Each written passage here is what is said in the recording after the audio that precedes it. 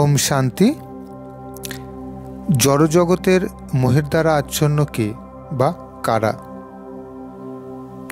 যে মানুষ তার সমস্যাগুলি সম্বন্ধে অবগত নয় সেই হচ্ছে মোহের দ্বারা আচ্ছন্ন।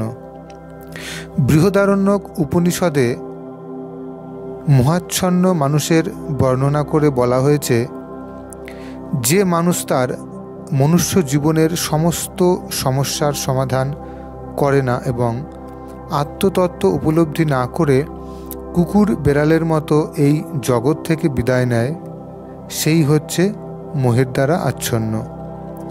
এই মানব জন্ম হচ্ছে একটি অমূল্য সম্পদ, কারণ জীব এই জন্মের সদ্ব্যবহার করে জীবনের সমস্ত সমস্যা সমাধান করতে পারে।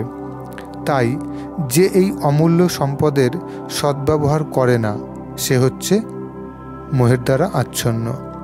পক্ষান্তরে যিনি যথার্থ বুদ্ধিমত্তা সহকারে মানব জন্মের সদ্ব্যবহার করে জীবনের সমস্ত সমস্যার সমাধান করেন, একমাত্র তিনি এই জড়জগতের মোহের দ্বারা আচ্ছন্ন নয়।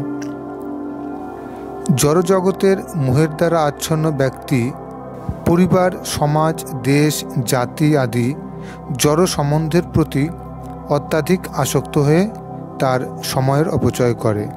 তারা স্ত্রী, পুত্র, পরিজন সম্বন্ধিত পরিবারের প্রতি অত্যন্ত আসক্ত হয়ে পড়ে, কারণ দেহের ভিত্তিতে এই আত্মীয়তার বন্ধন গড়ে ওঠে এবং এই বন্ধনের ফলে জীব অত্যন্ত ক্লেশদায়ক ভবযন্ত্রণা ভোগ করে।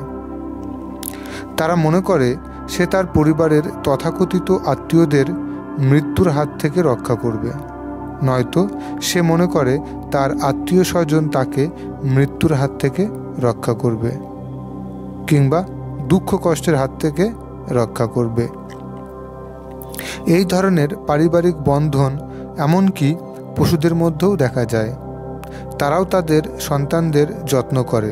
তাই আমাদের উচিত জড়জগতের মোহের দ্বারা আচ্ছন্ন না হয়ে জীবনের মূল্য বুঝে আধ্যাত্ম উপলব্ধির ভিত্তিতে নিজেকে প্রতিষ্ঠিত করা।